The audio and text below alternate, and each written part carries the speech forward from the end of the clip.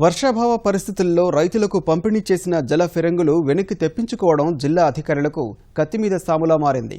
పంటలు ఎండిపోతున్న సమయంలో వ్యవసాయ అధికారులు విచ్చలవిడిగా అందించిన రైన్ గన్స్ లెక్క తేలడం లేదు. అనంతపురం జిల్లాలో ఎండిపోతున్న పంటలు కాపాడడానికి ముఖ్యమంత్రి స్వయంగా జిల్లాలో బస చేసి పొరుగు జిల్లాల నుంచి గల్లు తెప్పించారు. ఇప్పుడు వెనక్కి తెప్పించేందుకు రంగంలోకి దిగిన జిల్లా అధికారులు పోలీసు చర్యలు తీసుకోవడానికి సిద్ధమవుతున్నారు. దుర్భిక్ష ప్రాంతమైన అనంతపురం జిల్లాలో వర్షాభావం నుంచి రైతును కొంతమేరకైనా రక్షించాలనే ప్రయత్నాన్ని అన్ని రాజకీయ పార్టీల నేతలు నీరుగారుస్తున్నారు.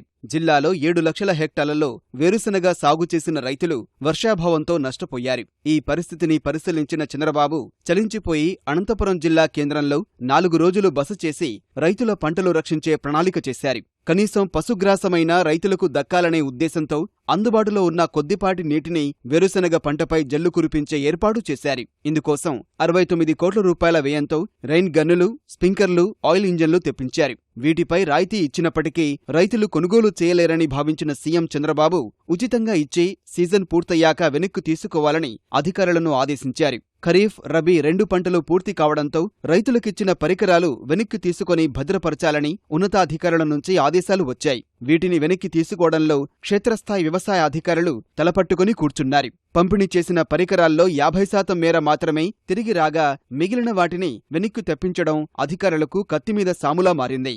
వందల మంది రైతులు గోడౌన్ దగ్గర స్టాఫ్ మేమే ఉండాలా, ఫీల్డ్లో మేమే ఉండాలా. తర్వాత రైతులు వాళ్ళే వచ్చి కొంతమంది ఎక్కువ ప్రెజర్ పెట్టి వాళ్ళే తీసుకున్నారు కొంతమంది. ఎందుకంటే కంపెనీ వాళ్ళు ట్రాన్స్పోర్ట్ చేసేంత వరకు ఆగడం లేదు, ఎందుకంటే క్రైసిస్ అట్లుంది.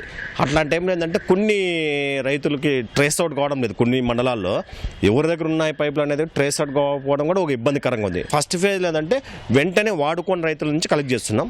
సెకండ్ ఫేజ్లో ఏంటంటే ఫీల్డ్లో ఒక వారం 10 రోజులు సార్ మాకు రబీలు ఇప్పుడు ఉంది అనే వాళ్ళని కలెక్ట్ చేస్తున్నాం. థర్డ్ ఫేజ్ అంటే ఇవ్వండి రైతులు.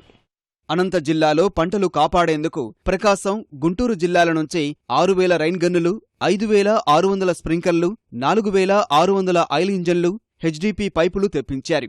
వీటిని గ్రామ పంచాయతీ కార్యాలయం వద్ద ఉంచి బోరు, నీటికుంట సౌకర్యం ఉన్న రైతులు ఉచితంగా వినియోగించుకునే అవకాశం కల్పించారు.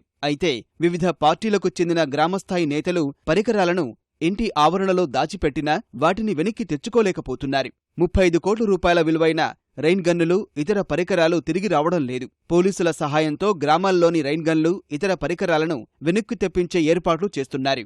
రైతులు కూడా మేము అడుగుతూ ఉన్నాం, మీరు వాడకుండా ఎండ పెట్టారు కాబట్టి వెనక్కి వండిచ్చిన తర్వాత మళ్ళీ మీకు అవసరమైనప్పుడు మళ్ళీ రైతులు కూడా ఇవ్వడం జరుగుతుంది. ఈ భద్రంగా దాచిపెట్టాలా, ఎక్కడ చిన్న చిన్న రిపేర్లు ఉండి కూడా అన్నీ చేపించాలి కాబట్టి అన్నీ కూడా కలెక్ట్ చేస్తున్నాం. లోకల్గా ఉన్నప్పుడు ఆ నేతల దగ్గర కూడా వెళ్ళి కాంటాక్ట్ చేస్తున్నారు.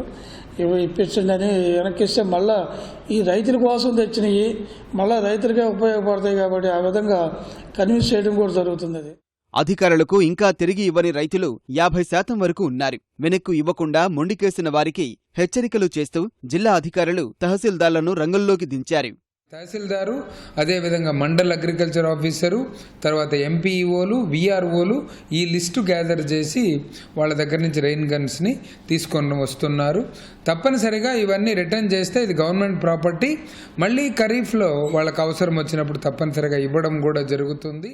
రైతులకు ఇచ్చిన పరికరాలన్నింటినీ వెనక్కి తెప్పించి ఎక్కడికక్కడ మార్కెట్ యార్డుల్లోని గోదాముల్లో భద్రపరచాలని అధికారులు నిర్ణయించారు. చిన్నపాటి మరమ్మతులు అవసరం ఉంటుందని భావించి ఆయా కంపెనీల సాంకేతిక నిపుణులను పిలిపిస్తున్నారు.